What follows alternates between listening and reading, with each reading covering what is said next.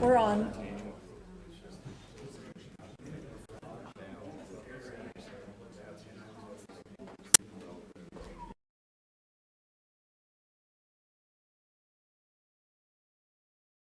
Okay, I'd like to welcome everyone to commission meeting. It's great to have everyone here today. Invocation will be by Dave Melinek, and then we'll have Pledge Allegiance will be by Shelley Hallisey, Thought of the Day by Commissioner Gibson, and we'll go to that point. So Dave. Let's pray. Lord God, you're gracious and merciful and kind to us, and especially at this time of year as we celebrate Christmas, we are grateful for the gift of your Son. You sent to take our sins on himself and pay for those sins and be our Savior. We thank you that at this time of year that's recognized, and as we say Merry Christmas, we are honoring that gift.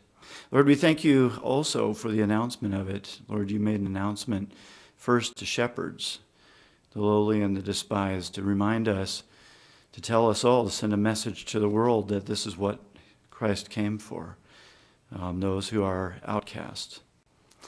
But then also, Lord, you made sure that the announcement got to Herod the king. And you did that in order to make sure that we knew that Christ came to introduce a new kind of rule, a new kind of being a king. Christ is the king, but he's a different kind of king, not a tyrant. Lord, as we gather in this place of government, we're reminded of the importance of servanthood in government, that our elected officials are public servants, that they're here to serve us and our needs. And I pray that you'd help these men as they strive to do that to the best of their ability. I pray that you'd give them the guidance, the help that they need, the wisdom to make decisions, sometimes hard decisions, but to do what's right and what's best for us.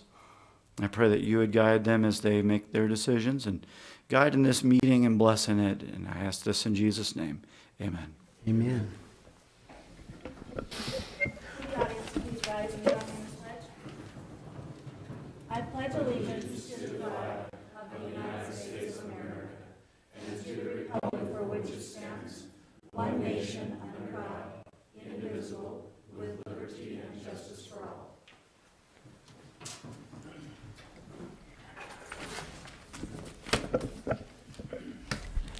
Thank you, Pastor Dave, for that invocation. I appreciate that very much. It's a great time of year and a wonderful time to reflect on things that we would like to improve in our lives. And this Christmas season has been one of those for me as well. This quote that I came across kind of goes along those lines, and it was written by Howard W. Hunter, American lawyer and religious leader. He says this about Christmas. This Christmas, mend a quarrel, seek out a forgotten friend, dismiss suspicion and replace it with trust, write a letter, give a soft answer, encourage youth, manifest your loyalty in word and in deed, keep a promise, forgo a grudge, forgive an enemy, apologize, try to understand. Examine your demands on others. Think first of someone else. Be kind and gentle. Laugh a little more. Express your gratitude. Welcome a stranger. Gladden the heart of a child. Take pleasure in the beauty and wonder of the earth. Speak your love and then speak it again. I couldn't think of anything that I really wanted to say any more than that at this Christmas season, and so that's a challenge for me. I'm going to keep this close and try to memorize a few of these so that as the week goes by, hopefully, and the new year turns, I'll remember a few of those words of advice going forward throughout into the future. So thank you for the opportunity to share, Commissioner. Thank you. We're going to have Maria come in. You don't, I'm not gonna make you speak, Maria, but I just want you in the building since you're the one that put the, Rayanne in for the, seal of service. So I'm gonna read this real quick. We would like to nominate Rayanne Olson from Operations for the Seal of Service Award. Rayanne has been working with Weber County for 25 years. Her dedication to keeping the front of the building looking clean and welcoming to the public is outstanding. We have watched her bring the flowers beds in front and down on the side of the building back to life. She has bent over and spent hours carefully picking the dead heads so that new blooms would stay as long as possible. She was diligent in making sure that the sprinklers were watering efficiently. She has turned the front of the building around 360 degrees than what it has been in the last years. And we agree with that as commissioners more than 100%. And so I thank Deputy Garcia for turning her in for that award. I think she's turned around 180. 360 is where Oh, she would have where started. started. So I think 180 is perfect. Well, it says 360 in the thing, so you went 360 plus 180, whatever that is. So backwards for it. That's good. Yeah. So anyway, why don't you come on up here? And also by the name, her name is Rainey. Rainey. Yeah, I knew that. Rainey, come on up here. It says, I'm just reading what it says You in just the turned it thing. 180 degrees. I just turned 100. Come on up here and let's present this to you. And also, they've got this neat plaque that you're going to love. This piece of paper, probably not as important, but the plaque is something you want somewhere that you can dust it the rest of your life because it's very important. So come on up.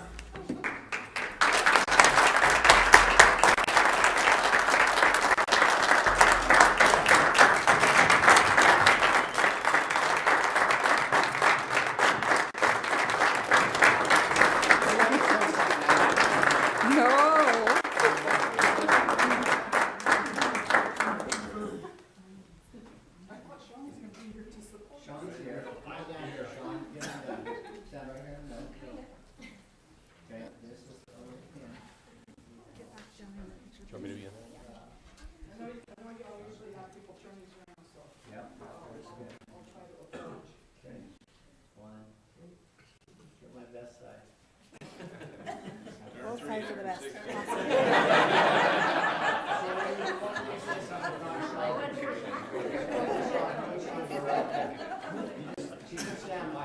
You just stand by him.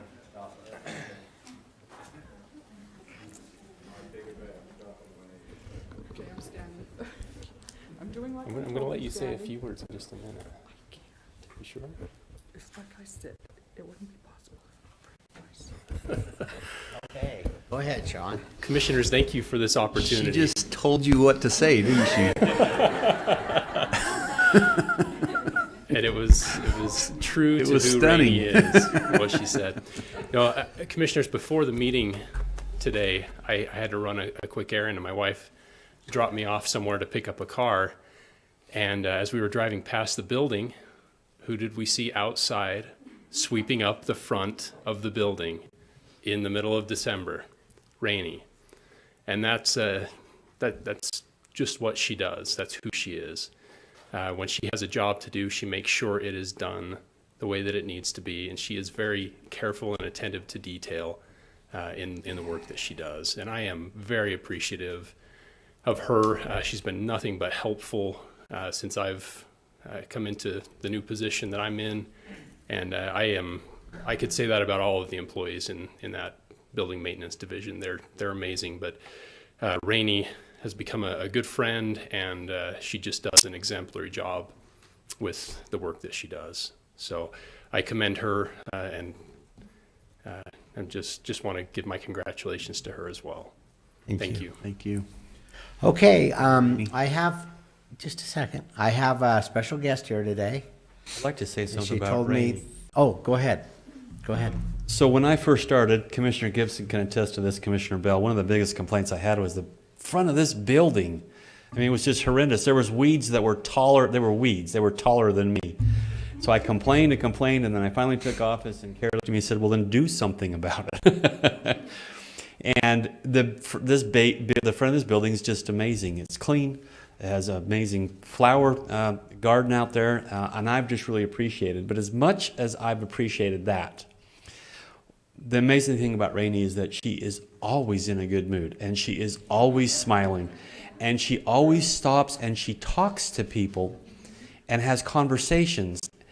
And as important as the aesthetics of this building is, what is more important is that we have a Weber County family and that we talk to each other, and we enjoy each other's stories, we feel comfortable with each other, and really, truly, as wonderful as the flowers are, it's the relationships that she promotes throughout the county and in this building. So that's where I think her strength is, and that's what I truly appreciate about her. So thank you. She is sharp. Done a great job. She's been busy today, taking care of me all morning long, and I appreciate that. So the guy in the hat had this look on his face when you said she's always happy. I'm not sure what that look meant. But it was a strange look. So you want to speak?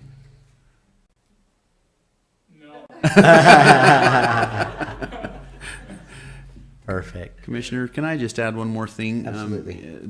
Before we move on too far, Pastor Dave, who as you know, some of his parishioners come and help us with our invocation quite frequently, and we don't get to see him as often, but the word is, I was at a meeting and he came by with some of his kids from the Berean Baptist Church and did some caroling in our office. And I just wanted to thank him for spreading that Christmas cheer and always being about doing good things in our community, and for your heartfelt invocation on our behalf that we might recognize that things are important. So, Pastor, thank you for being here with us today. He definitely talks the talk, but walks the walk along with his parishioners. So thank you. We call that not just all hat. He's a real cowboy. So we appreciate it. Okay, thank you. It's great. Like I said, my daughter's here, and she told me, she sent me a little Facebook message that says, don't do it, don't recognize me, but she's here, she's over here. She's home from university. She's going up to Utah State and living up there, going to school. So I'm glad to have her here today. She's going to be 19 in about a day or two. So it's awesome. We'll move on with the agenda with number F, consent items. Request for... I want no words from her. No, Everybody else. she's not talking. I'm already in enough trouble as it is.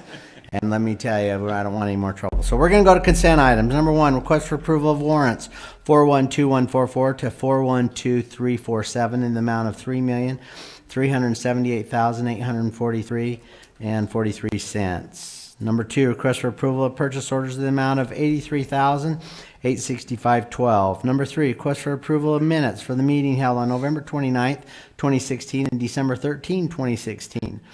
Number 4, request for the Weber County Tax Review Committee for approval of property tax refunds for the following amount. Keith and Angie Stewart, parcel number 073490008, refund of $727.43. Emmond and Mary Hawley, parcel number 110920002, refund amount $1,130.20. Request for the Weber County Parks and Recreation Department for approval to surplus mule carts. Request for number 5, request for approval to add possible community block grant projects to Weber County's capital improvements for 2017 to 2021. Number 7, request for approval of a change order number 9 with Wardell Brothers on Skyline Drive project. Number 8, request to refund property tax in the amount of $7,014.91 as a post-judgment settlement of a district court appeal filed by the Taylor Family Trust. Wow, it's a mouthful. Commissioners, oh wait, Ricky, Okay, tell us about it. we had 12 purchase orders this week for $84,000. 39% or $33,000 of that was for the sheriff, and that was for search and rescue snowmobiles. 21% or $18,000 was for the roads department for chip seal. 14% or $12,000 was for elections, and that was for laptops. And if I can tell you just a little brief summary of that, we are so fortunate we get laptops that are discards from all the other departments. They come down to elections, and we use those out at our polling places. One challenge, though, is when we have to prepare the laptops for each polling place, we have to do that laptop by laptop because they're hodgepodge. It's kind of a mixture of different platforms and different laptop styles, and so it takes generally 2 to 3 hours per laptop. By purchasing we're buying, I think it's 20 laptops. By purchasing 20 of the exact same, on the exact same platform, we'll be able to, instead of spending 2 to 3 hours per laptop, we'll be able to do everything in 2 hours, because we'll be able to link them all together and do a mass update. So that's the really nice thing with having some new equipment. And then finally, 12% or $9,700 was for the library, and that's for Pleasant Valley Branch concrete polishing and resealing. For checks, we wrote 204 checks for $3.4 million this week. 42% of that, or $1.4 million, was for road construction. That was primarily 2550 South and 3500 West, and then a little bit for Skyline as well. 13% or $431,000 was transfer station, the disposal costs of waste. 7% or $244,000 is our monthly payment for paramedics, paramedic service, and for a paramedic truck. 6% or $210,000 is a check for the Little, some land purchase for the Little Weber Cutoff. 6% or $193,000 was for the 911 dispatch, the new building. 5% and $169,000 is our monthly payment for Weber Human Services. Perfect. Commissioners, I'll make a motion that we approve and adopt consent items as listed. we have a motion and a second. Any other discussion? Seeing none, I'll call for the vote. All in favor, say aye. Aye. Mr. Chair, I think it's important that we talk about from time to time that we do get some participation on our Facebook feed. We've had 2 comments so far. One of them piped right up and said, 3 now. Michael Dickamore says, Pastor Dave is an amazing man. And I just thought that was interesting because he doesn't have the same last name. So Dave's doing well. He's got fans outside of his family. That's pretty cool. And Darren Bushman apparently needs something to do. He's a commissioner down in Paiute County, I think. He's been hurt. He's been laid up, so he's probably sitting home looking for something to do. He's out on Netflix. Well, Do you so want we me got to to read say all. what he Well, said? apparently the glare off my head is too bright. And then apparently in Paiute County, we write more checks in 1 week than they do in their annual budget. So whatever that means. It means they're 98% Yeah. federal owned. That's true. And Ryan Wilcox yes. just piped up and said, Senator Lee says Merry Christmas. So Oh, really? all kinds of Well, stuff. thanks, Ryan. So we know who we've got 3 people watching us today, so we know who they One's are. a relative, one's in the hospital. Relative in the hospital, and then okay. So anyway, Dave, Pastor Dave, you got a follower. So let's move on. So come on down here, Sean. Now this contract's interesting, so I'm going to make some assignments here. If this contract passes, it's for 50 years. Kathy, so make a note at the Standard. In 50 years, that contract's going to come up here again, and make sure someone's down here copying it, following us. Madeline, you're about the only one young enough in here. There's a couple of the gals that'll be around. So come down here in 50 years and let us know how we did with this contract. So go ahead, Sean. Thank you. Commissioners, this first contract is for completion of the landfill closure plan at the old landfill site off of A Avenue. This is an interlocal agreement with Ogden City, and as part of this, the county will be helping to install a couple new trailheads, a new trail system, and some other improvements on that site. It will be renamed Observatory Park and just turned into a nice place, a gathering place where people can go and use the trail system and just enjoy the community. So you've seen the details in the contract. Do you have any specific questions? Commissioner Gibson. I don't. I just think it's been a long time coming. Things were committed to long ago with the closing of the landfill, and this is a necessary and important step, I think, to help us move forward with anything that might happen out there, because we have to make those things right first. And anyway, I think this is a positive step forward. So, thank you. Would you like to speak on it? Nope. I'll take a motion. I'll make a motion we approve the interlocal agreement by and between Weber County and Ogden City for the completion of the landfill closure plan. I'll second. Got a motion and a second on the floor. All in favor? Oh, any more discussion? All in favor, say aye. Aye. Passes. Number 2, request for approval of a contract binding between Weber County and Gage Frower and Associates, Inc. for professional real estate services. Go ahead, Sean. Thank you. Commissioners, we recently sent out an RFP for professional real estate services. We received 4 bids, and the winning bid was Gage Frower and Associates Century 21. The contract is for 3 years with an additional renewal of 2 one-year terms for this contract. And Century 21 Gage Frower and Associates will provide any real estate services that the county needs during this 3-year period, including buying or selling real estate, listing properties, whatever the case may be. The percentages that the county will pay for those services are listed in the contract, and I'm happy to answer any questions that you have. I don't have any questions. I said initially on this, and I recused myself. One of the other companies that put in for it had put me down as a reference. I didn't know until I'm sitting in that meeting, so I did not make any comment. I got up and left the meeting, so there we go.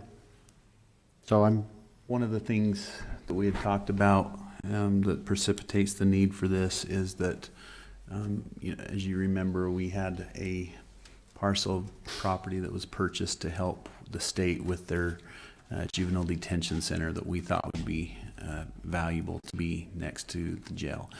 That was one of those lobbying efforts that took us a long time up at the legislature to get that building funded and moving forward. It wouldn't have happened without Weber County showing the leadership to purchase that property. In that purchase, we ended up with a little extra properties of frontage that we now need to go ahead and get listed and get sold so that we can realize some of that money back into Weber County's coffers. So I would expect that might be one of the first items of business that we'll have to work on is get that listed and up and going. And we'll be putting a road in there within the next little while, Kevin, month or so? Okay. In the next year. we're trying to put a I road guess in. I guess it's getting kind of late in the year to be putting that in anyway, but we're working on lights and stoplights and right of way and all that kind of stuff in that area, moving power poles. So it'll be great to have that building start to come out of the ground. That will be happening very soon as well, right? By springtime. Yeah, the scheduled completion date of the juvenile facility is in November of next year, so all of it kind of cycles with that closure. We don't want to asphalt the new road until that building is complete. So Cool. there'll be a lot of infrastructure and the base road put in between now and the first part of 2017. And then all of our sheriff's deputies can quit committing a third-degree felony every time they turn across a double yellow line to get into the facility. So, anyway, Okay, I think we're gonna see if anybody wants to make a motion. I'll make a motion that we approve the contract between Weber County and Gage Frower and Associates for real estate services. I have a second.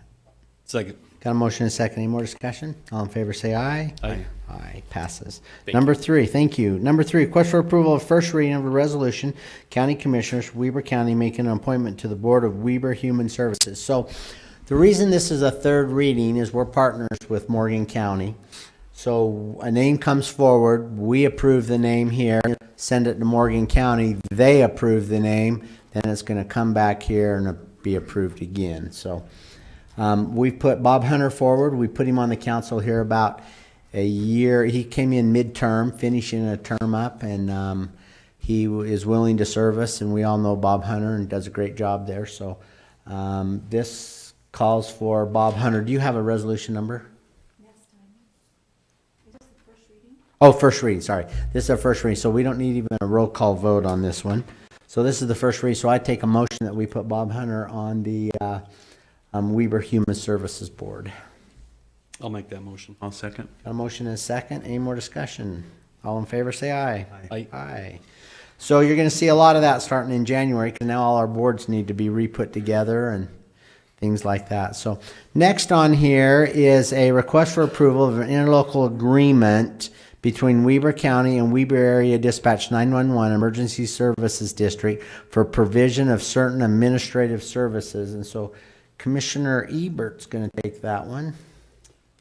Quickly, pretty cut and dry. We provide services from the county as far as administrative services to the 911 district. There's I think, a savings that's experienced. We provide payroll services, I believe accounting and financial services, and legal services. There's also some audit services that we provide.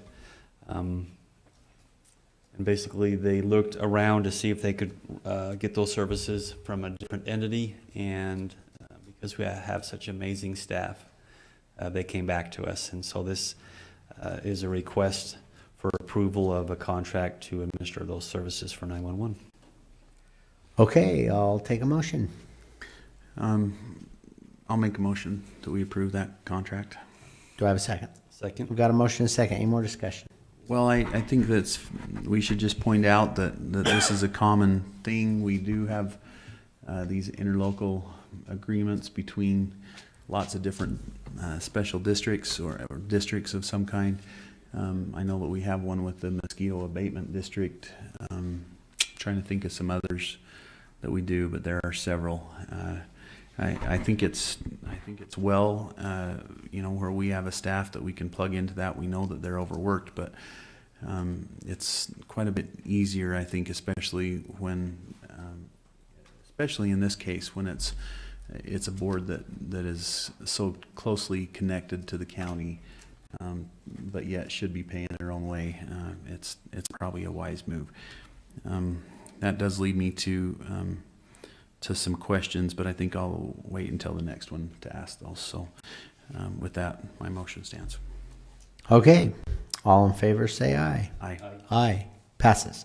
Number 5, John Bond, come on up. Request for approval of an agreement between Weber County and Weber Area Dispatch 911 Emergency Services District to provide short-term funding to the district. Mr. John Bond. Good morning, Commissioners. Good morning.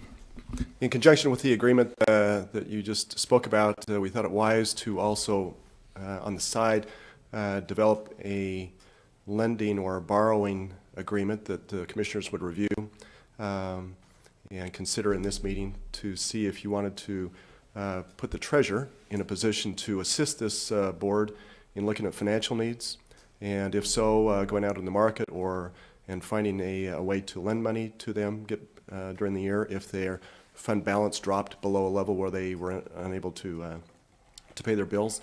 Oftentimes with these type of entities, they have taxes come in. The taxes come in at this time of the year. We just made our major disbursement last Friday, and so they receive property taxes. So we dispersed to them a significant amount of money, but it being delayed until now, some of the bills that occur earlier in the year need to be paid. So sometimes tax anticipation notes come into play if their fund balance is inadequate. So with the agreement that you've got in front of you, it puts the Treasurer in a position to make a discretionary decision as to if you wanted to have the Treasurer use county funds to assist them in a lending environment to pay the bills until their taxes come in at the end of the year, create a strategy to get their fund balance up, and with the clerk auditor to develop a financial plan for them and a strategy to do that.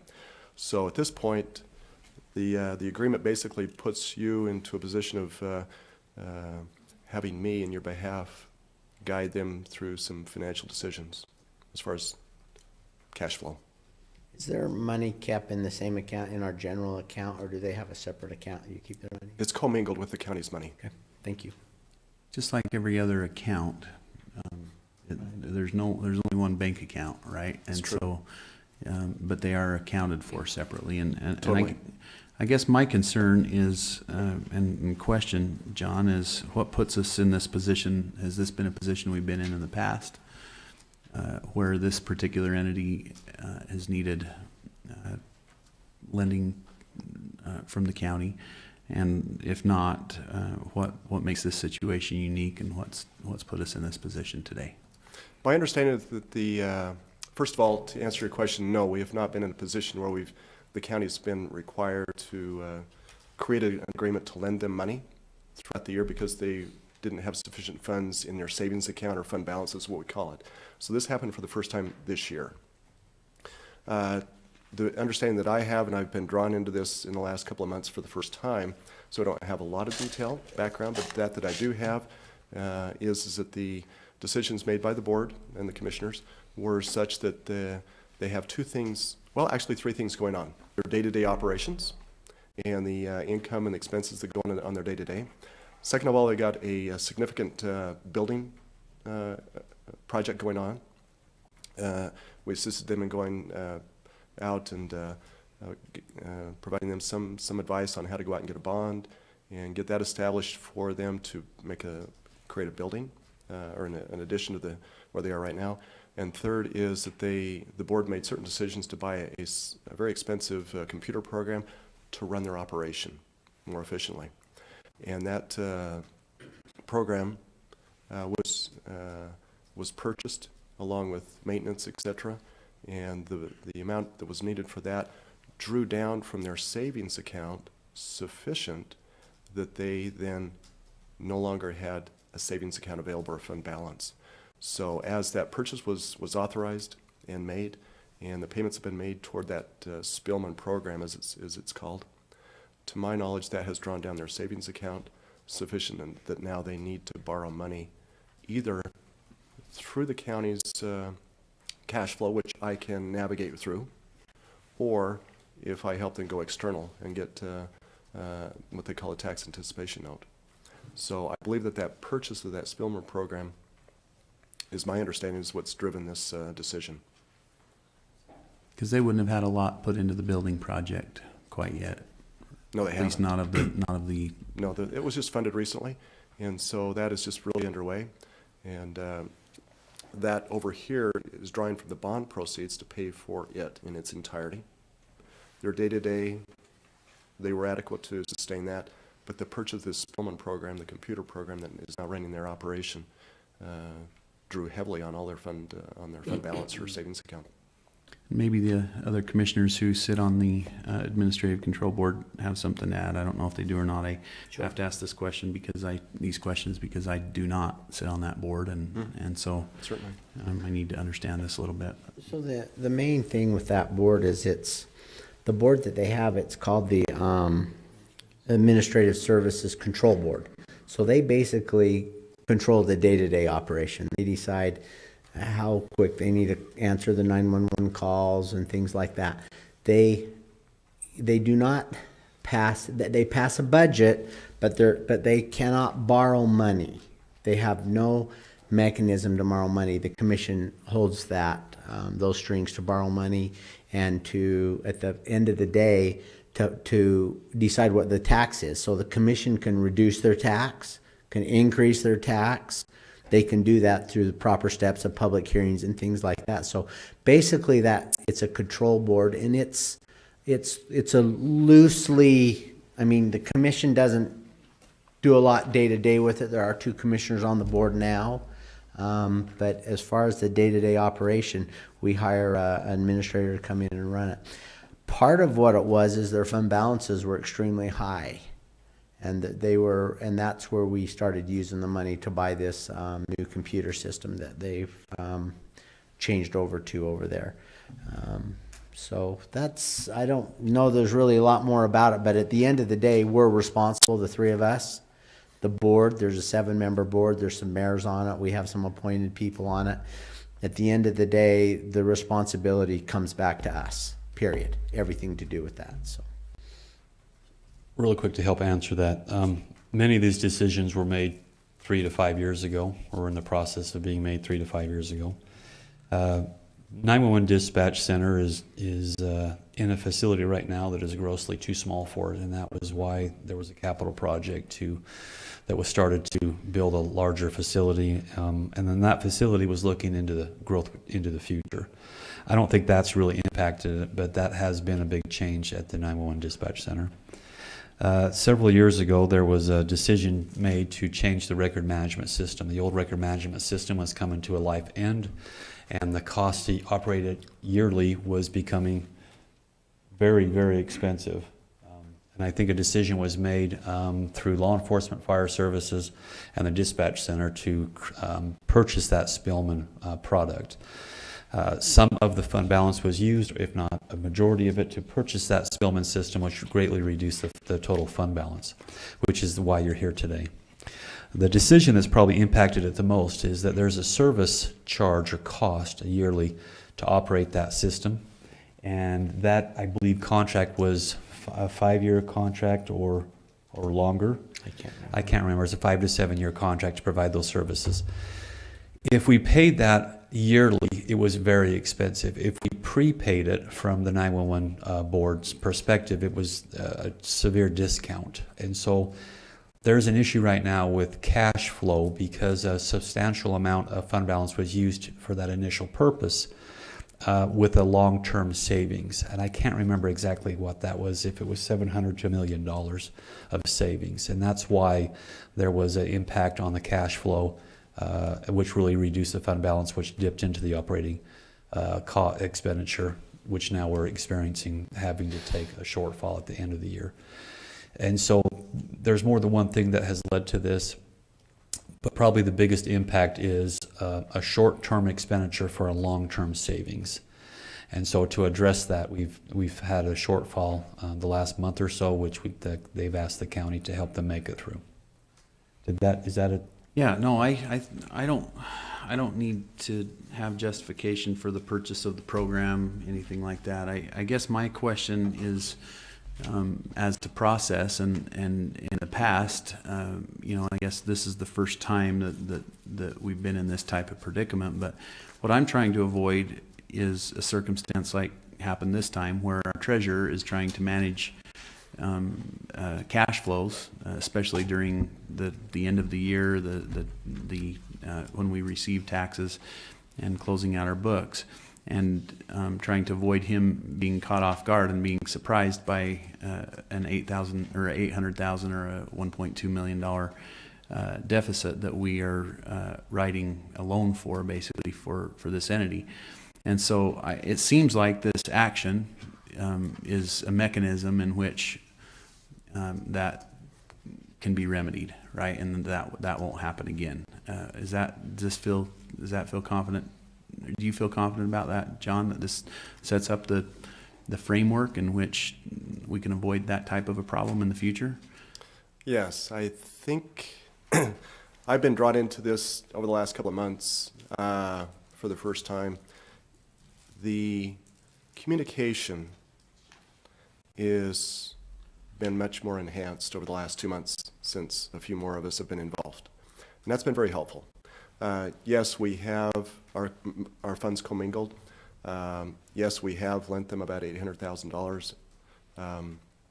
And that did put a challenge on our office to create a strategy for cash flow for the county.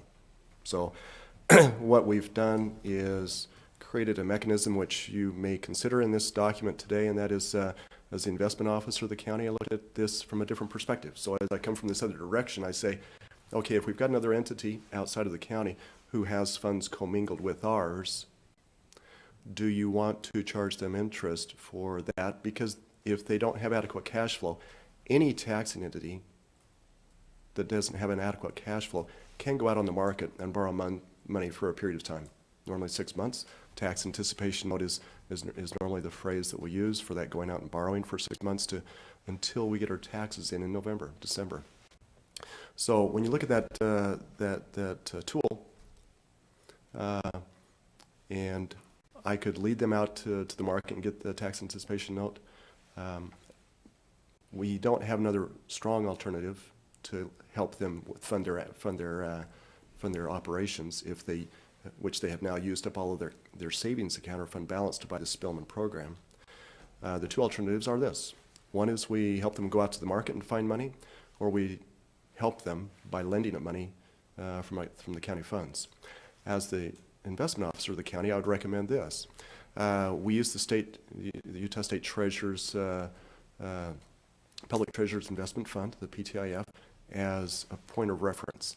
Currently, it's earning at a rate of 1.1. Most taxing entities in the county or in the state use them to invest money through. So 1.1% is the point of reference. If they were to go out, if they had gone out on the market and bought this program and got a bond for it, for the $4 or $5 million that it would have cost, and packaged it together and got that together, and somebody would have lent the money, I don't know if they would have or not, but if they would have lent the money, their interest rate could have potentially been about 3.5%. So, strategy that I'm recommending to you is that we look at that 1.1 at the state, the 3.5 that they could have gotten if they went out to borrow money, or the 1.3 if they get a tax anticipation note, 1.4. But at the end of the day, they're not borrowing ever any money. It's these three commissioners that are going to borrow the money. The board cannot, that board cannot sign a tax anticipation note, can they? Commissioner, you're right on track, and so I misspoke. Yeah. You as a commissioner is Yeah. acting as the governing authority of that board, oversee their funding. That's or right. oversee their borrowing practices. So I misspoke, sorry. So you will borrow in their behalf. Right. And so the recommendation that I've got right now as your investment officer for the county over here, looking at them separately, is to say, okay, what's an appropriate interest rate to charge them if they're going to borrow money from the county? Right. And that, I would say, the 1.1 that we're earning in the state pool, I'm going to add 1% to that. So I'd recommend currently adding 1% to whatever it is that we're earning in the state pool. It's below what they would have gotten if they had gone out on the market, if they could have borrowed money for this type of an event, which is possible. So it's under that 3.5% that they would have had to have paid if they went out and borrowed it. Well, and I'm just. You borrowed it. Exactly. Sorry, We're the ones that Commissioner. are going to borrow. They aren't borrowing nothing. If you had borrowed in their behalf. They can't do, Right. they can't do anything financially as far as borrowing money, Right. raising taxes. If you We got out- have to do that If you here. got out in their So behalf it's and us. borrowed money for them to get that spilling, probably at 3.5. That's right. 2% seems a reasonable mark. If you want me to vary that a little bit, but my analysis is 2% is probably an appropriate spot. We're earning more than we are at the state rate of Right. 1.1. So my recommendation is to provide me a little bit of room in guiding them through this. My recommendation is to leave the 1% plus on top of the state pool rate as the interest rate that they'd be paying, and we'll be making actually more money than we at the state pool. It's a balance that I think is reasonable, and the fact that the clerk auditor and I, legal, have more engagement with them now, gives me more confidence that we don't fall into a miscommunication like we did this fall, where we were surprised a little bit. And I think that's the answer to Commissioner Gibson's question. There was there was a bottleneck between contracts being signed by the 911 director and financial accounting for cash flow and the county through the contract that they're presently operating under. When our comptroller realized there was a cash flow issue because the contract started to come in, he immediately notified us that there was going to be a cash flow issue. We then worked through a process of bringing those two entities closer in communication and creating better controls. So though that type of misunderstanding and those cash flows are not created, issues aren't created again. And then we also brought the treasurer in to help us do some financial planning and look into some long range. And so this is somewhat of a misnomer here because just we weren't having the communication between our 911 director and how she was administering contracts and how that would affect cash flow within the county and within the district. We've addressed that. Do you feel we've addressed that, Ricky? Yeah. And then we brought Mr. John Bond in to start looking at the financials to make sure looking at a little more long range where we're going to be and how to take care of this present issue, but then to look with some forecasting into the future to make sure we didn't end up in this type of bind again. Or if we were going to, we would have 6 or 8 months for the commission to look at how they could better address that specific issue. Mm-hmm. I don't foresee this being an issue into the future where something pops up on the radar this quickly. Yeah. Well, We we're can setting help. up a structure in which it likely will, I mean, it will happen in the future that if they would use the county as a borrowing source, right? Yes, they will. Under the way that it's set up, and I like I said, I agree with where we're going here because I think that forces that type of communication, and that's what's been lacking in the past. Because the reality of the fact is, we did have a treasurer caught unaware that there was $800,000, being borrowed that affected his management of the cash flow. And so my concern is, to me, that it brings me back to a little bit of a deeper question, because this is one of those unique entities, right, in which, as Commissioner Bell so aptly stated, it is a county entity, and by the same token, it's not the county commission that oversees the day-to-day operation of this entity, and so it's helpful in a lot of ways, I'm sure. In fact, that we're so closely connected, this being one of them, that they can, by agreement like this, work with the county to lend funds. But it's also difficult in some ways, because I think it's always hard to know who's doing what. And the reality is, as you mentioned, Commissioner, the only time we, as a full commission, as a full body, would see issues come before us regarding the 911 district would be when it comes down to a bonding or a borrowing money or a tax increase for that body. And so, I'll admit, since I've thought about this, I've been kicking around in my mind, is this the best structure? I think this contract is the best way to go forward now under the structure we have. But is this the best structure overall? And I don't know the answer to that. So I just throw that out there as a possibility. I mean, maybe the time has come to look at what structure is best.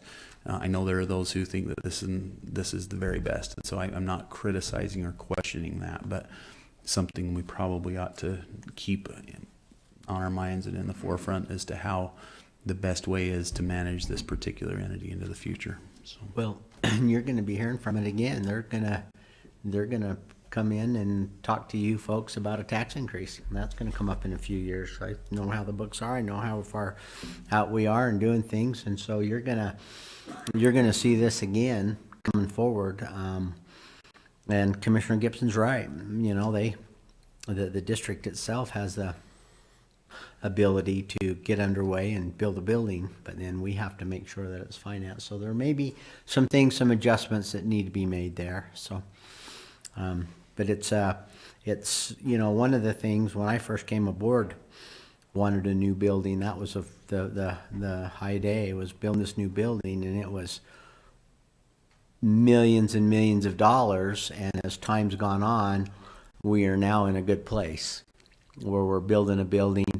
We're not going to be paying rent anymore on our facility that we've been paying rent on from Ogden City. So we've come up with some tremendous savings to do this, and we are saving millions of dollars in this building compared to where we would have been. So it's the right thing. It takes some time to get here, but it's the right place where we're at. So anyway, I've got a request on the floor. Go ahead. So I'm just going to say I like a lot of where this district is right now. I think they've made some major improvement and doing some good things.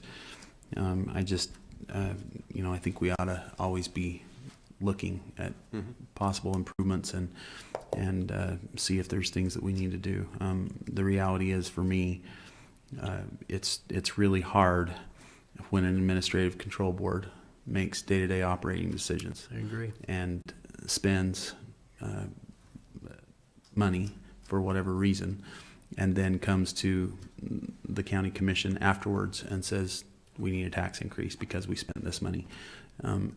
That's hard to figure out, and it's an awkward relationship because my first response to that is no.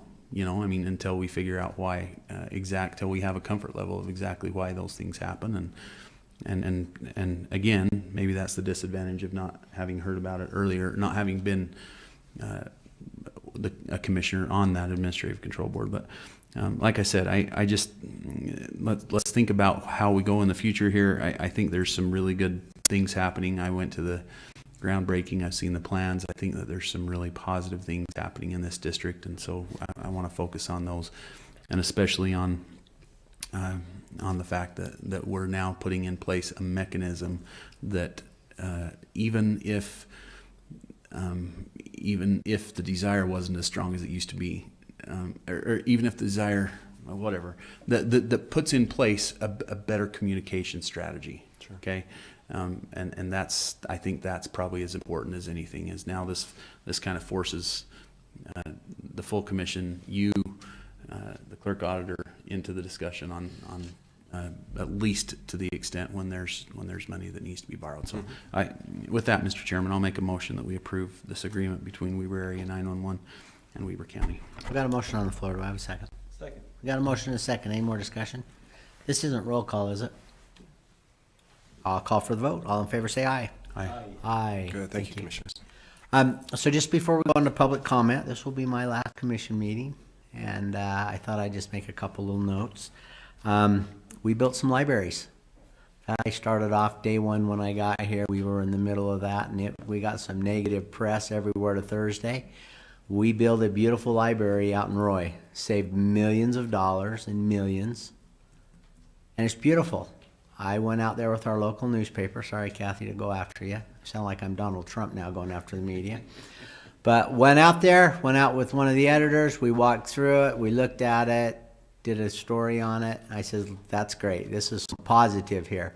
They would never run the story because it was so positive, and we saved a lot of money, and all that time we were getting beat up in the newspaper. Commissioner Gibson and I remember those days well. And it's a most beautiful library out there. We did a parking lot up north. We're doing one here down in Ogden, and then we got the one out north we're doing.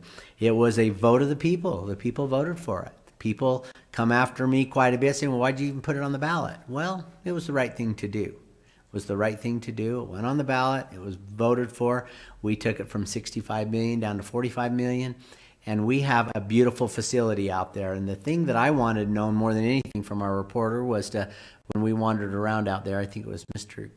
Gibson, I think I was with, and is the fact that where did we miss by cutting 5 or 10 million out of this project? Where did we miss, and what's missing, and what should have been here?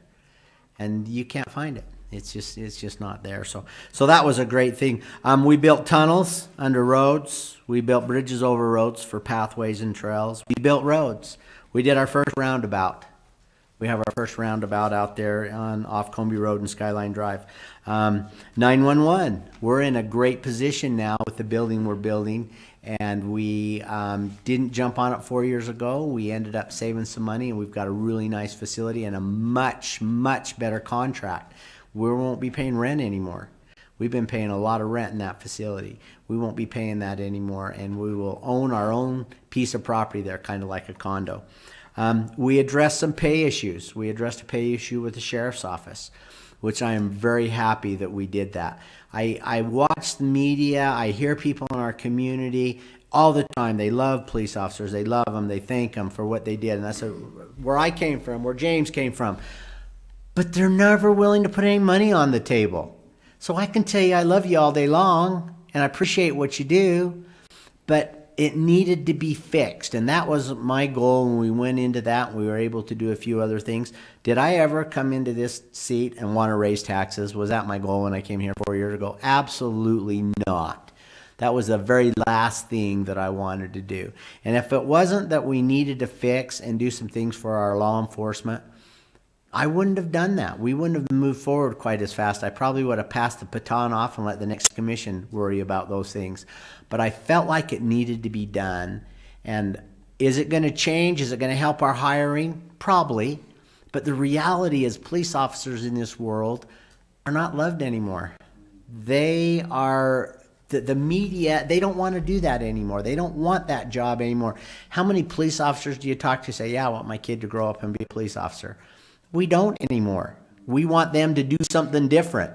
Not that their life's on the line, it's just the respect that they're getting. So I felt that was important that we did that. And with that, we had other county employees. I had to think of more than just my police officers, which is 3/4 of our budget or 2/3 of it. But we needed to do some adjustments there because they're important and they're valuable to us, the other folks in our county. So those are some of the things that we did. Transportation, we started spending some of the transportation funds that started collected in 07, the transportation funds, building these roads. It's a great fund. The fund for the arts was, RAMP was almost 70% or even more than that was put back into place here. I'm not an overspender by any means. These aren't my favorite projects in the world, but they're working. They're working for Weber County. And Weber County has had some amazing people on our boards and our trustees that have been doing some of that stuff. So anyway, it's been a great thing. I've loved service. People ask me all the time, what are you doing? What are you doing? You got a secret plan, this, that, and other. I have no secret plan. I'm going to retire in January and maybe go somewhere warm for a day or two and then figure out what I'm going to do. I have a daughter in college, and I love my daughter, and she likes cool things. She likes great things, so I do need to keep doing something eventually. I might be a driver delivering newspapers for the Standard, who knows. So I'll do something next year, something somewhere along the line, but Could you I'm put not, a word in for him, please? but not for a few, not in the winter. I can't do it in the winter, it's too cold. So anyway, so that's where we stand right now. I do want to mention one other thing that where I spent a lot of time on is I got involved right off the bat with an organization, with the National Association of Counties. I got involved in a juvenile justice program with an organization out of Chicago. Can't think of the trust fund out of Chicago, and was involved with them on doing some of this justice reform. So for 4 years I've been working on this justice reform. I had an opportunity here about a little more than a year ago, to sit down with 10 county commissioners, 10 mayors from throughout the country to write a report, a prescription for action in the opiate crisis we're having in America. I got a copy of it here. And to put this paper together, and we met quite a few times, did a lot of phone conferencing and working to work this out. And it is a problem in America, and it is hurting America more than anything against our youth is opiate crisis. Rather it's prescription drugs, or rather it is heroin and non-prescription. It is hurting our children and adults alike across the board. And we have had some great successes in this as we've been working and trying to get some of these things, and we're hoping this new administration is going to take some of this information and continue moving it forward, which we really feel like they will. We feel like there's, in the corrections reform, we want to get people out of these jails. We want to get the getting mental health services and not sitting in a jail. And I think Commissioner Ebert for tackling that. He has for 2 years tackled that program. It's a program that I could never get my arms around, and he's got his arms around that and getting these inmates and out of the jail and in our communities. You know, we went through a stage where we built all these jails. In Utah, we built lots of them. In hindsight, we probably built too many of them, because you build them, we will fill them. And so we need to get these people out in the communities and get them back going, these non-violent felons and that. So I've been really appreciative in dealing with that. So I served on the National Association of Counties. I served in their criminal justice. I served as their vice chair for a group of about 400 or 500 for a year, and I was on that board for all 4 years I've been a commissioner. So it's been great to see some of the different ideas, what they do. I was sometimes the lone vote, as you've noticed occasionally, couldn't agree with some things, such as handcuffing juveniles was one of the issues that they wanted to never, ever handcuff a juvenile. Well, there's some juveniles that need to be handcuffed because they're difficult to deal with. And so as we walked through a lot of these problems, and as we did some of the things there, I'm really proud of some of the work there. So it's been great. It's been great serving with these two commissioners. Commissioner Gibson I met many years ago, and it's been great serving with the county elected officials. I can promise you right now that your county elected officials is the best that it's ever been. Commissioner that's going to take my spot, Commissioner Harvey. I knew that. I've been talking to him a couple times a week. He is awesome. He's going to hit the ground running. He's going to get his eyes opened really fast and find that it's a little different than this little hour meeting we have once a week. And I look forward to him coming aboard. He is going to do an awesome job for the county. So that's what I have to say. And we're going to go to public comment, which is H. Any public would like to say anything, they're welcome to. Seeing none, we're going to go to I. Well, I make a I said a few nice things about you last week, Did. thinking it was going to be the last one, but so I won't go into it again other than to say. I want to hear it again. I want to hear Matthew talk again. Oh, never mind. Go ahead. Other than to say that it has been a pleasure to work with you, and I appreciate your dedication and sacrifice on behalf of the county. And for any of those cynics out there who would like to say that working in elected office isn't a sacrifice, I tell you, you're wrong. It's a pleasurable one, and it's an honor to serve. But Commissioner Bell, I've seen firsthand some of the challenges that you faced as part of this assignment, and I'm grateful for your willingness to do so. Thank You have my respect. Thank you. I'll save most of mine for later. Oh, good. I know you want to get out of here, but I just want to say thank you. I've known you for a long time. I know where your heart is. I know what you're trying to accomplish.